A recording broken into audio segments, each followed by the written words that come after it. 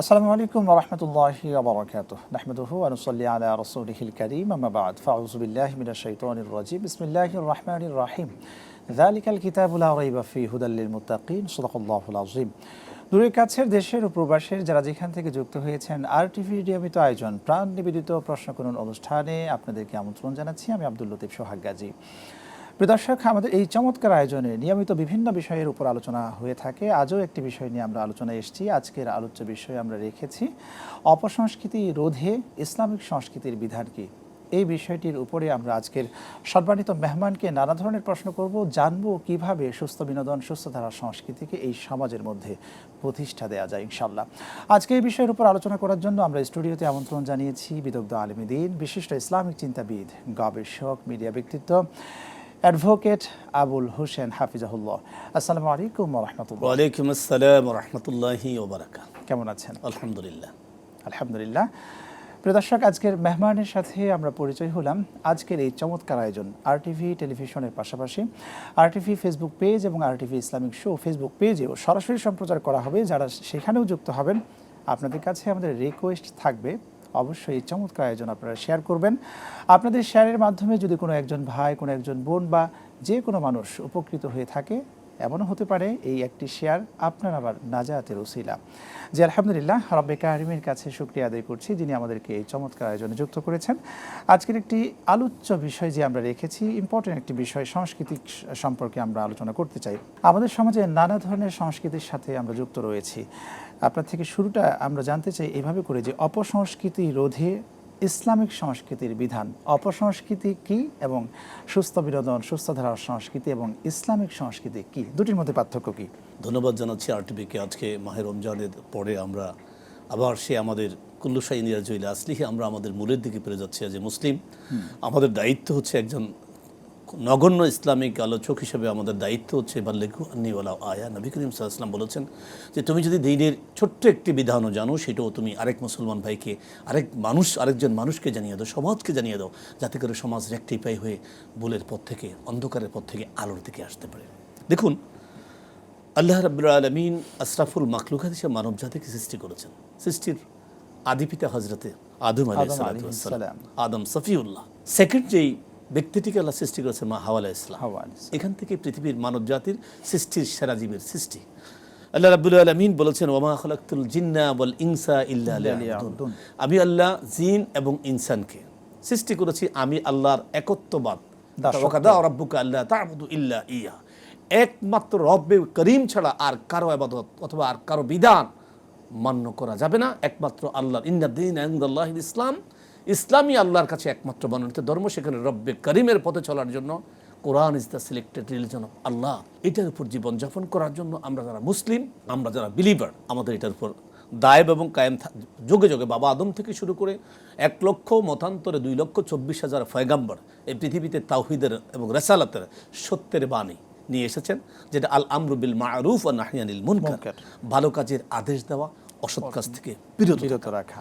ক্রমান্বয়ে আস্তে আস্তে 1 লক্ষ মতান্তরে 2,24,000 পয়গাম্বর আল্লাহ তাওহীদের বাণী যুগে যুগে যারা যেই যুগে যে কওমের প্রতি তারা আল্লাহ পাক প্রেরণ করেছেন, আল্লাহ যখন অবস্থার প্রেক্ষাপটে তাদেরকে প্রেরণ করেছেন, সেই প্রেক্ষাপটে কিন্তু তারা তাওহীদের বাণী এবং সত্যের বাণী, অসত্য থেকে দূরে থেকে সত্যের পথে আসার জন্য কিন্তু তারা তাগিদ দিয়েছেন। জি, তাদের যেই কওমের মধ্যে যেই নবী অথবা যে রসুল আগমন করেছেন, তাদের উপদেশটুকু যারা গ্রহণ করেছে তারা হেদায়েত প্রাপ্ত হয়েছে, যারা গ্রহণ করেনি তারা অন্ধকারে রয়ে গেছে। সর্বশেষ এবং সর্বশ্রেষ্ঠ নবী মুহাম্মদ রাসূলুল্লাহ সাল্লাল্লাহু আলাইহি ওয়াসাল্লামকে আল্লাহ রাব্বুল আলামিন পৃথিবীতে প্রেরণ করেছেন সর্বশেষ এবং সর্বশ্রেষ্ঠ নবী হিসেবে, সাইয়্যিদুল মুরসালিন খাতামুন নবীন। সেই নবীকে প্রেরণ করেছেন উম্মতে মুহাম্মদের উপরে। সুবহানাল্লাহ, সুবহানাল্লাহ। আসমানে আহমদ, জমিনে মুহাম্মদ। জি, আল্লাহ বলেছেন লাকাদ কানা লাকুম ফি রাসূলিল্লাহি উসওয়াতুন হাসানা। সেই নবীর উপর যেই কিতাব নাজিল করেছেন তা হচ্ছে আল কোরআন।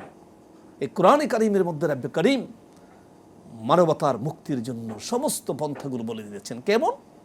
আল্লাহ রাব্বুল আলামিন কোরআনকে প্রশ্ন করে, কোরআন তোমার বাড়ি কোথায়, কোথা থেকে তুমি এসেছো? কোরআন বলে আল কোরআনু হুয়া কালামুল্লাহ মুনাজ্জাল আলা রাসূলুল্লাহ সাল্লাল্লাহু আলাইহি ওয়াসাল্লাম বিওয়াসিতাতি জিবরাইল। জিবরাইলের মাধ্যমে লাউহে মাহফুজ থেকে রব্বে করিমের কালাম পৃথিবীর জমিনে আগমন করেছে। কেন এসেছো?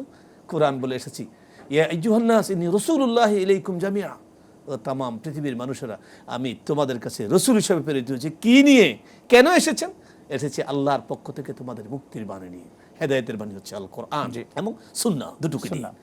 সেই কোরআনে কারিমের নবী করিম সাল্লাল্লাহু আলাইহি ওয়াসাল্লাম পৃথিবীতে আগমন করার পরে, সেই কোরআনের কারিমে এখানে একটি প্রশ্ন রেখে যাই যে এখানেই আল্লাহ রাব্বুল আলামিন কোরআনে সুস্থ এবং অপসংস্কৃতির যে বিষয়টা কিভাবে উল্লেখ করেছেন, overall বিষয়টা আমার সে কথা। তাহলে কোরআনে কারিম রাসূল করিম সাল্লাল্লাহু আলাইহি ওয়াসাল্লাম 1450 বছর পূর্বে পৃথিবীতে আগমন করেছেন।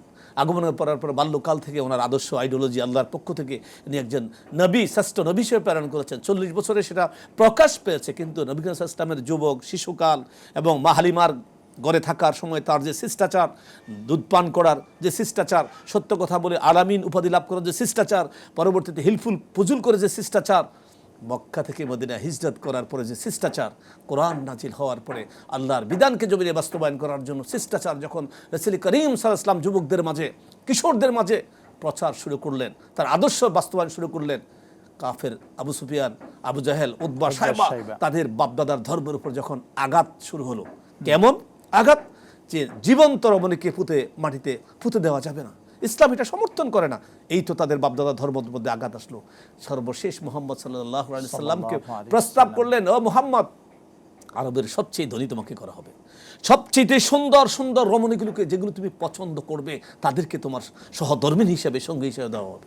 নবী করিম সাল্লাল্লাহু আলাইহি সাল্লাম আদর্শের কাছে এক চুল পরিমাণ মাথা নত করেননি, একটি বিন্দু পরিমাণ ধুলো করা পরিমাণ তাদের কাছে মাথা নত করেন।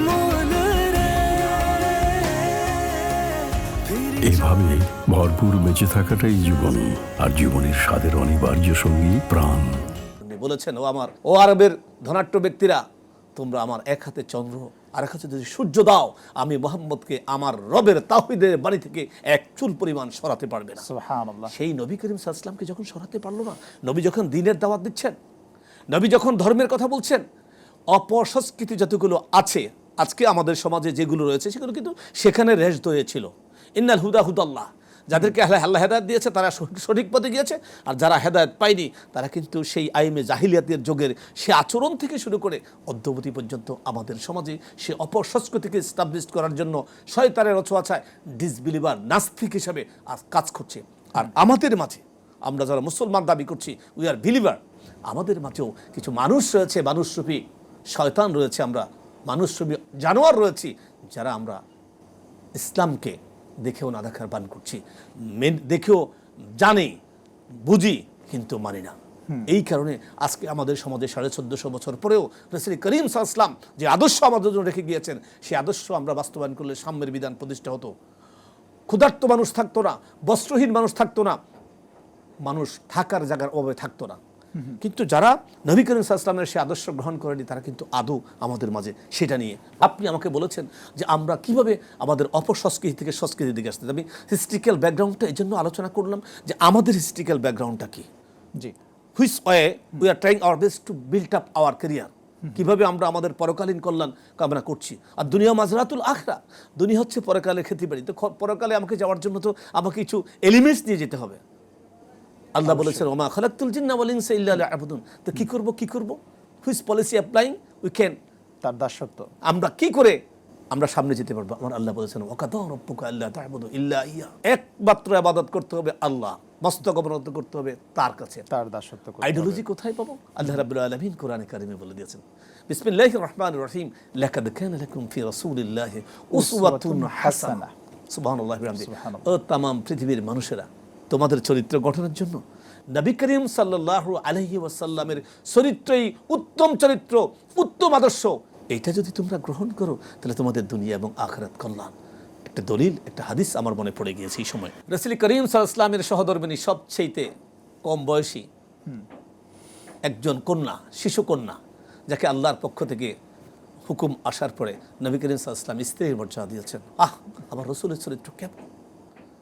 খাদিজাতুল কুবরা রাদিয়াল্লাহু তাআলাকে জীবন সঙ্গী করেছেন বয়স 40। মা আয়েশা সিদ্দিকা রাদিয়াল্লাহু তাআলাকে গ্রহণ করেছেন বয়স 6 থেকে 7 বছর। সে আয়েশা সিদ্দিকা রাদিয়াল্লাহু তাআলা আনহার কাছে সাহাবায়ে কেরাম গিয়ে আরজ করলেন, মা আয়েশা, একটু বলুন না রাসূলের চরিত্র কেমন ছিল, কেমন রাসূলের চরিত্র, আমার রাসূলের আদর্শ কি? মা আয়েশা সিদ্দিকা রাদিয়াল্লাহু তাআলা সাহাবায়ে কেরামকে আরজ করলেন, ও সাহাবায়ে কেরাম, তোমরা কি কোরআন পড়োনি? বলছে মা আয়েশা পড়েছি তো। বলছে কোরআনই হচ্ছে নবী করিম সাল্লাল্লাহু আলাইহি ওয়াসাল্লামের চরিত্র। সুবহানাল্লাহ। সুবহানাল্লাহ। এখানে একটা প্রশ্ন করতে চাই ওস্তাদ আপনাকে। আপনি বললেন কোরআনই হচ্ছে আমাদের, যদি নবী করিম সাল্লাল্লাহু আলাইহি ওয়াসাল্লামের চরিত্র, আমরা তো নবী করিম সাল্লাল্লাহু আলাইহি ওয়াসাল্লামের উম্মাহ, আমাদের মধ্যে সেই কোরআনিক চরিত্র কেন পাওয়া যায় না? আসলে আমাকে অনেকে অনেক রকম প্রশ্ন করলে আমি চেষ্টা করি, ক্ষুদ্র মানুষ, কোরআন এবং হাদিসের আলোচনা দিয়ে করলে আমার আর ঝগড়া করতে হয় না, আর আমার বার্গে রেগে যেতে হয় না। দেখুন, ইংরেজিতে একটি কথা আছে, প্রিভেনশন ইজ বেটার দেন কিউর। আপনার বডিতে কোনো ধরনের ডিজিজ যদি আক্রমণ করে আপনাকে, কি আপনার পেটে গ্যাস্ট্রিক আলসার হচ্ছে, এটা কি করলে হবে এটা আপনাকে বোঝা উচিত। আপনার মাথা ব্যথা করছে, হয়তো আপনার কম ঘুমাচ্ছেন, টেনশন করছেন, তো আপনি টেনশনটা কমিয়ে দেন, আপনি মানে দুশ্চিন্তাটা বাদ দেন। মানে এক একটা ডিজিজ মানুষের মানবদেহের মধ্যে আক্রান্ত করার জন্য, তাকে পাকড়াও করার জন্য কিছু কজ অফ রিজন আছে। আল্লাহ রাব্বুল আলামিন নবী করিম সাল্লাল্লাহু আলাইহি ওয়াসাল্লামের মাধ্যমে সেই 1450 বছর পূর্বে আমাদের জন্য কিন্তু বেস্ট ট্রিটমেন্ট রেখে গিয়েছেন, যেই ট্রিটমেন্টের পরে কিয়ামত পর্যন্ত বেটার কোনো ট্রিটমেন্ট দূরের কথা, লা মিসলাহু ওয়া লা মিসালা লাহু, এমন ট্রিটমেন্ট রেখে দিয়েছেন। কি ট্রিটমেন্ট? নবী করিম সাল্লাল্লাহু আলাইহি ওয়াসাল্লাম বিদায় হজের ভাষণে আল্লাহর পক্ষ থেকে আয়াত নাযিল হলো, আল-ইয়াউমা আকমালতু লাকুম দীনাকুম ওয়া আতমামতু আলাইকুম নি'মাতি ওয়া রাদিতু লাকুম ইসলাম দীনা। আল্লাহ আকাশের দিকে তাকালেন, নবী করিম সাল্লাল্লাহু আলাইহি ওয়াসাল্লাম আল্লাহর পক্ষ থেকে যখন প্রশান্তির এবং দায়িত্বের একটা জবনিকা টানলেন, উপর কনক্লুশন টানলেন আল্লাহ রাব্বুল আলামিন, নবী করিম সাল্লাল্লাহু আলাইহি ওয়াসাল্লাম লক্ষাধিক সাহাবীর সম্মুখে দাঁড়িয়ে বিদায় হজের ভাষণে বলে দিলেন, তারাকতু ফিকুম আমরাইন লান তাদিল্লু মা তামাসসাকতুম বিহিমা কিতাবাল্লাহি ওয়া সুন্নতি। আমার উম্মত শুনে রাখো, কিয়ামত পর্যন্ত তোমাদের জন্য আমি দুটো বস্তু রেখে যাচ্ছি, একটা আল্লাহর কোরআন, একটা আমি নবীর সুন্নাহ। যতদিন পর্যন্ত তোমরা এটাকে আঁকড়ে ধরে রাখবে, ততদিন পর্যন্ত তোমার পথভ্রষ্ট হবে না। আল্লাহ রাব্বুল আলামিন কোরআনে কারিমের মধ্যে আম্বিয়া কেরামের চরিত্রকে, যেগুলো বিগত দিনে যেগুলো ভালো ছিল, যারা বিগত দিনে সফল হয়েছে, তাদের থেকে আল্লাহ রাব্বুল আলামিন কোরআনে কারিমের মধ্যে আদিল্লা হিসাবে গ্রহণ করে উম্মতে মুহাম্মদের মুক্তির জন্য গিয়েছেন। আল্লাহ রাব্বুল আলামিন বলেছেন, বিসমিল্লাহির রহমানির রহিম, ربنا هب لنا من أزواجنا وذريتنا قرة أعين واجعلنا للمتقين إماما। হযরত ইব্রাহিম ইসলাম দোয়া করছেন, আল্লাহ হাব লানা মিন আজওয়াজিনা ওয়া যুররিয়াতিনা, আল্লাহ আমাদেরকে নেককার স্ত্রী দেন, ও আল্লাহ আমাদেরকে এই নেক সন্তান দেন। কেমন সন্তান? যেই সন্তান আদর্শবান হবে, যেই সন্তান হবে সমাজের ইমাম, সমাজে নেতৃত্ব দিবে, ন্যায় প্রতিষ্ঠা করবে, অন্যায়ের প্রতিবাদ করবে, আমাদের আত্মতৃপ্তি হবে। ও জালনা লিল মুত্তাকিনা ইমামা, আমাদের জন্য ইমাম দেন, ইমাম বানিয়ে দিবেন। তাহলে আল্লাহ রাব্বুল আলামিন আমাদেরকে শিখিয়ে দিয়েছেন, তাহলে আমাদের করণীয় কি?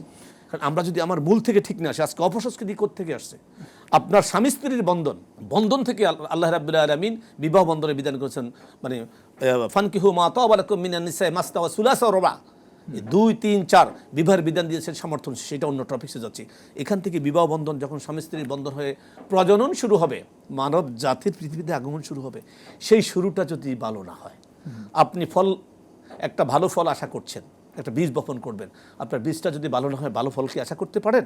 পারেন না অবশ্যই। তো আপনার সূচনাটায় আপনি যখন রব্বে করিমের কাছে চাইবেন, রব্বে করিম পৃথিবীতে আমাদের ভবিষ্যৎ প্রজন্ম দাও, আল্লাহ বলছে আমিও দিচ্ছি। কেন দিচ্ছি? হচ্ছে আমি আল্লাহর গোলামি করার জন্য। বিবাহ বন্ধন কেন দিচ্ছি? তো সেই ক্ষেত্রে নবী করিম সাল্লাল্লাহু আলাইহি ওয়াসাল্লাম এবং আল্লাহর বিধান হচ্ছে, একজন যুবক যখন বিবাহ বন্ধনের প্রয়োজন হবে, একজন নারীকে যখন বিবাহ বন্ধন আবদ্ধ করবে, একজন নারীকেও একজন আদর্শবান, একজন সৎ, একজন ব্যক্তিত্ববান, একজন ধার্মিক পুরুষকে, যুবককে খুঁজে নিতে হবে। আর একজন যুবককে একজন আদর্শবান, সতী, সাধবী, ধার্মিক রমণীকে খুঁজে নিতে হবে। তাহলে প্রিভেনশন ইজ বেটার দেন কিউর। অপসংস্কৃতি দূর করতে হলে তো আপনাকে একবার সংস্কৃতিতে আসতে হবে, সেখানে আপনি যাবেন, তাহলে আপনি একজন ভালো রমণী গ্রহণ করেন। নবী করিম সাল্লাল্লাহু আলাইহি ওয়াসাল্লাম এখানে নির্দেশনা দিয়েছেন, ও যুবক, তুমি যখন বিবাহ করবে, তুমি যদি তোমার জীবনকে সুন্দর করে দুনিয়া এবং আখিরাতে কল্যাণ করতে চাও, তোমার ঘরের মধ্যে একজন হুর গালমান আনবে, সেটা আদর্শবান, আদর্শিক রমণী হতে হবে। সুবহানাল্লাহ, সুবহানাল্লাহ। তার মানে হচ্ছে ইসলামিক সংস্কৃতি, ইসলামিক যে মেন্টালিটি, যেটা ইসলাম বিশ্বাস করে, তাকে ধারণ করতে হবে, তাকে ধারণ করতে হবে। যদি তাকে আমরা ধারণ করতে পারি, তাহলে আমাদের জীবনটা অনেক সুন্দর হবে। এটাই আপনি বোঝাচ্ছেন। আমাদের সমাজে আরেকটা বিষয় এখানে আপনার থেকে জানতে চাই, যে পহেলা বৈশাখ নামে যে উদযাপনটা হয় আমাদের সমাজে, এটা কোন সংস্কৃতি? এই সংস্কৃতি কি ইসলামিক সংস্কৃতির সাথে যায়? চমৎকার কথা বলেছেন। আমি আমার ওই আলোচনা থেকে চলে আসছি, একেবারে কাছে চলে আসছি কনক্লুশন টেনে। তাহলে নবী করিম সাল্লাল্লাহু আলাইহি ওয়াসাল্লাম বলেছেন যে ও যুবক, তুমি বিবাহ করবে, এর মধ্যে 4টা বিষয় তুমি গুনবে। একটা হচ্ছে তার ধার্মিকতা, একটা হচ্ছে তার বংশ পরিচয়, একটা হচ্ছে তার সৌন্দর্য, একটা হচ্ছে তার অর্থনৈতিক অবস্থা। 4টার মধ্যে 3টা নাই। একটা আছে ধার্মিকতা, আছে সুন্দরী না কিন্তু চরিত্রবান, অসতী না, সতী রমণী। তুমি ধার্মিকতাকে পছন্দ করে বিবাহ করো, তাহলে তোমার দুনিয়া এবং আখিরাত দুটোই কল্যাণ হয়ে যাবে, এবং তোমার পরবর্তী প্রজন্ম যারা আসবে তারা সকলে আদর্শিক হবে। মাদ্রাসাতুল বানাত, আমরা ছোট করে লেখাপড়া করেছি, মাতৃকুল হচ্ছে সন্তানের জন্য, সন্তান সন্ততির জন্য বেস্ট ইনস্টিটিউশন অফ একাডেমিক।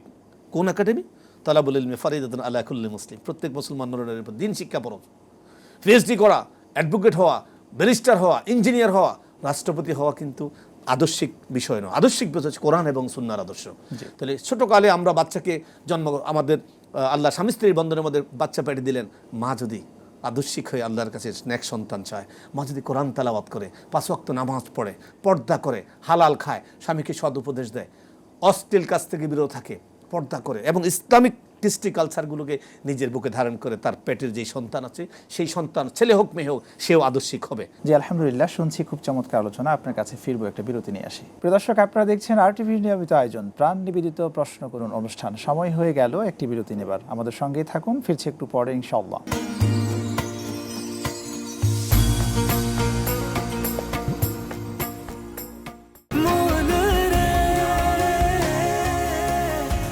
এভাবে ভরপুর বেঁচে থাকাটাই জীবন, আর জীবনের স্বাদের অনিবার্য সঙ্গী প্রাণ।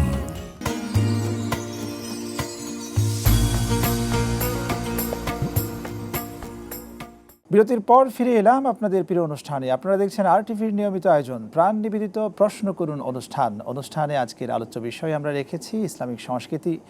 ইসলামিক সংস্কৃতির বিধান কিভাবে এই সমাজে প্রতিষ্ঠা করা যায়, অর্থাৎ অপসংস্কৃতি রোধে ইসলামিক সংস্কৃতির বিধান। এই বিষয়ে আলোচনা করছেন অ্যাডভোকেট আবুল হোসেন হাফিজাহুল্লাহ। একটি প্রশ্ন আপনার থেকে জানতে চাই যে সন্তানকে সঠিকভাবে গঠন করার জন্য কি পদক্ষেপ আমাদের গ্রহণ করা উচিত? আমাদের আসলেই সবচেয়ে বড় কথা হচ্ছে কি, ওই যে বক্তব্যটা বলেছিলাম যে প্রিভেনশন ইজ বেটার দেন কিউর।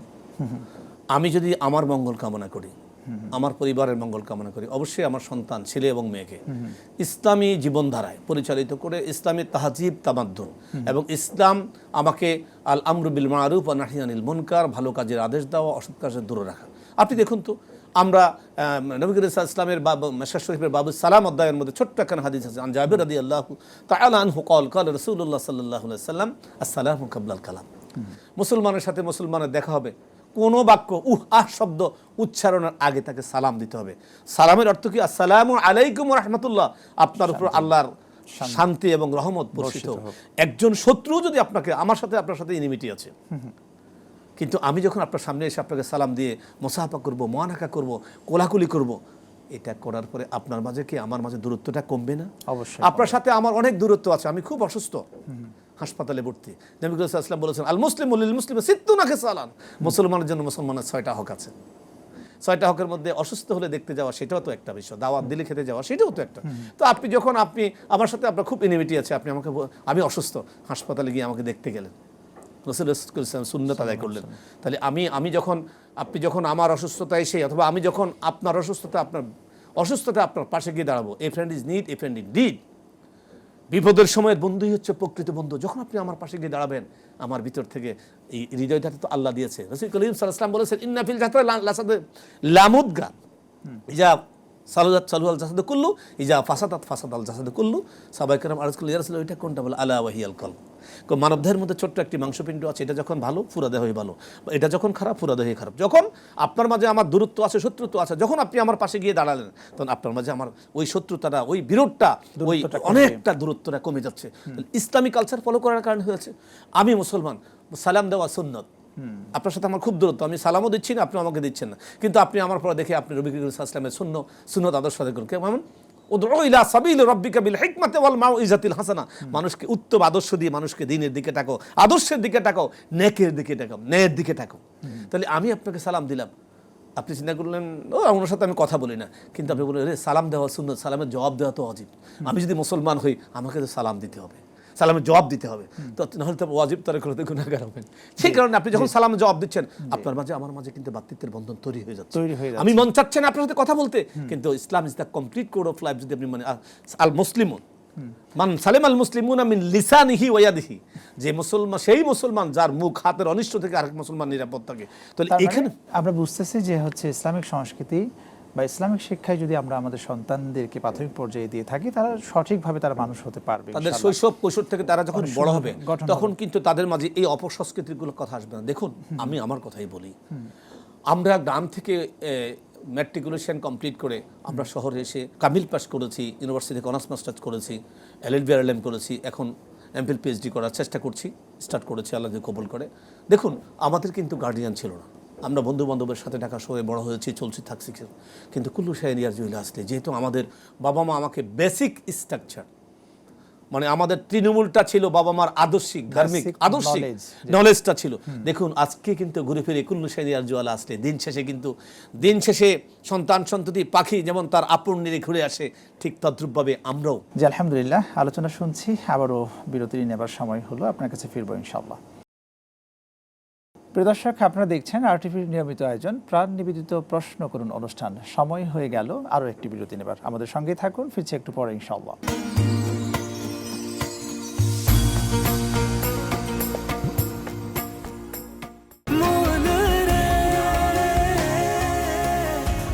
এভাবে ভরপুর বেঁচে থাকাটাই জীবন, আর জীবনের স্বাদের অনিবার্য সঙ্গী প্রাণ।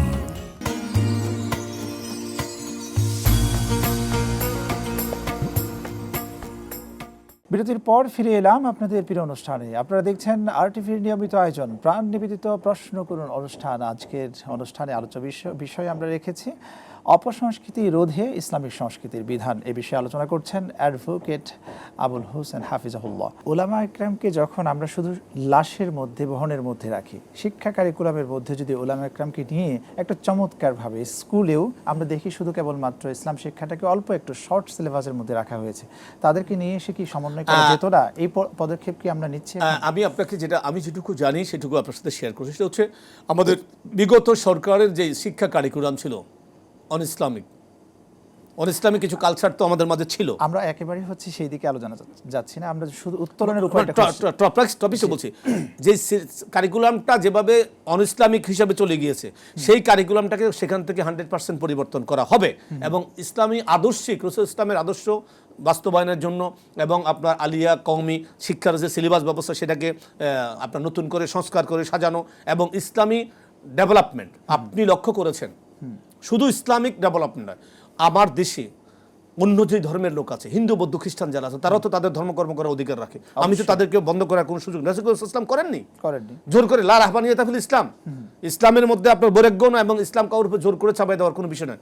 আমাদের মাননীয় প্রধানমন্ত্রী জনাব তারেক রহমান মাহে রমজান মাসে ওসমানী স্মৃতি মিলনায়তনে যে প্রোগ্রামটি করেছেন, সেখানে হিন্দু বৌদ্ধ খ্রিস্টান শত শত ওলামায়ে কেরাম উপস্থিত ছিল, কিন্তু সংখ্যালঘু ধর্মের লোকেরাও সেখানে উপস্থিত ছিল।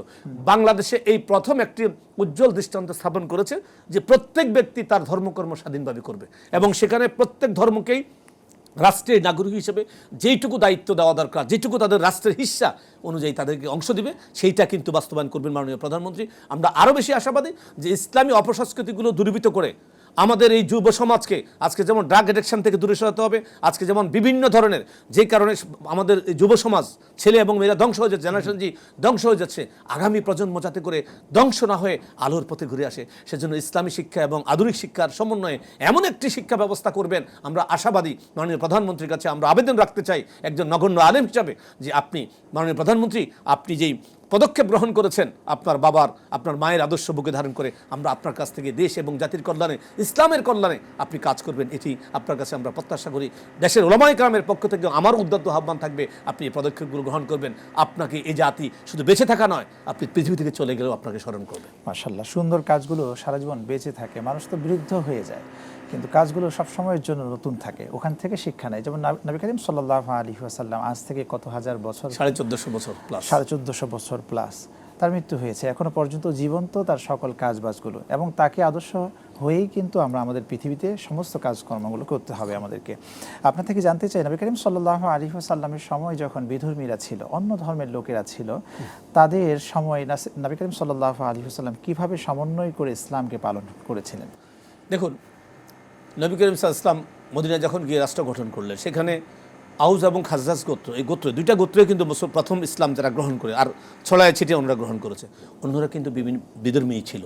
সেখানে নবী ইসলাম মদিনা রাষ্ট্র গঠন করে কিন্তু রাষ্ট্রের নাগরিক হিসাবে যারা যেই রাষ্ট্রের একজন নাগরিক হিসেবে যত ধরনের ফ্যাসিলিটি পাওয়া দরকার প্রত্যেক কিন্তু সমভাগে ভাগ করে দিয়েছেন। কোনো মানুষের প্রতি ডিসক্রিমিনেশন, বৈষম্য তিনি করেননি। একটি উদাহরণ দিতে চাচ্ছি। নবী করিম সাল্লাল্লাহু আলাইহি ওয়াসাল্লামের ইসলামের প্রচার এবং প্রসার যখন অনেক বেড়ে গিয়েছিল, একদিন এক ইহুদি মসজিদে নববীর মধ্যে নবী করিম সাল্লাল্লাহু আলাইহি ওয়াসাল্লামের সাথে সাক্ষাৎ করতে আসলেন। আসার পরে নবী করিম সাল্লাল্লাহু আলাইহি ওয়াসাল্লামকে আসার পরে নবী করিম সাল্লাল্লাহু আলাইহি ওয়াসাল্লাম বসতে দিলেন তাকে। সে বসলেন। নবী করিম সাল্লাল্লাহু আলাইহি ওয়াসাল্লাম সাহাবায়ে কেরামকে দ্বীনের তালিম দিচ্ছেন। ওই ইহুদির ইচ্ছেই ছিল, মিনসিয়া ছিল মনে, দুষ্ট মান ছিল তার।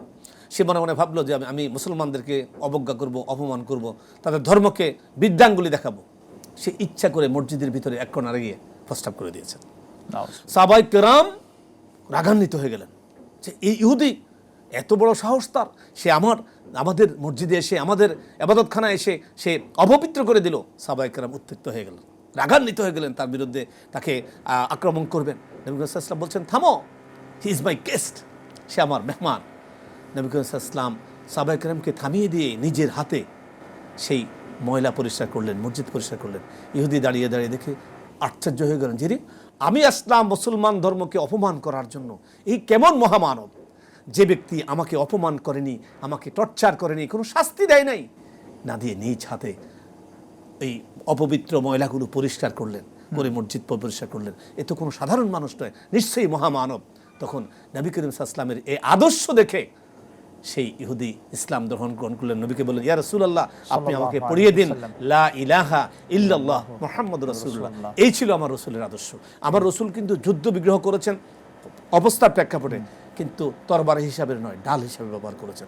সেই ডাল হিসাবে ব্যবহার করতে গিয়ে কোনো বেইনসাফ করেন নাই, বরং রাসূল ইসলামের আদর্শিক আল্লাহর পক্ষ থেকে যে হেদায়েতের নূর নিয়ে এসেছেন, হেদায়েতের নূর দিয়ে কিন্তু এই ডিসবিলিভার নাস্তিকদেরকে আল্লাহর দ্বীনের পথে আহ্বান করেছেন। আজকে সারা বিশ্বে মুসলমানদের এই আজকে এই জাগরণ, মুসলমানদের এই জনছুট, আজকেও তো বিভিন্ন আমাদের মানে বিভিন্ন মহাদেশের মধ্যে আজকে ইসলামিক স্কলাররা তাদের আদর্শ দিয়ে Islam is better than others religion present করছেন। এটা প্রেজেন্ট করে কিন্তু আজকে হাজার হাজার মানুষ কিন্তু মুসলমান হচ্ছে। এটা একেবারে মানে কি বলবো আপনাকে, উজ্জ্বল প্রমাণ কিন্তু আমাদের সামনে রয়েছে। অসংখ্য ধন্যবাদ। খুবই চমৎকার আলোচনায় আমরা ছিলাম। আমরা সময় পেলে আরো আলোচনা শুনতাম। আপনাকে আন্তরিক মোবারকবাদ। আপনাকে অনেক ধন্যবাদ আজকে আরটিভিতে আমাকে ইনভাইট করার জন্য। জি, শুকরান। প্রিয় দর্শক, আমরা আলোচনা শুনলাম অপসংস্কৃতি রোধে ইসলামিক সংস্কৃতির বিধান। এর মধ্যে নানা ধরনের প্রশ্ন করে আমরা বিভিন্ন উত্তর পেয়েছি। আলহামদুলিল্লাহ, আশা করছি এখান থেকে আমরা শিক্ষা নিয়ে আমাদের ব্যক্তি জীবনকে সঠিকভাবে গঠন করার একটি রাস্তা খুঁজে পাবো। প্রিয় দর্শক, এতক্ষণ আপনারা দেখলেন আরটিভির নিয়মিত আয়োজন প্রাণ নিবেদিত প্রশ্ন করুন অনুষ্ঠান। আজ এই পর্যন্ত। আগামী পর্ব দেখার আমন্ত্রণ জানিয়ে বিদায় নিচ্ছি। রব্বে কারিম আমাদের ভালো রাখুন, সুস্থ রাখুন নিরাপদে। আল্লাহ হাফেজ। আসসালামু আলাইকুম ওয়া রাহমাতুল্লাহি ওয়া বারাকাতুহু।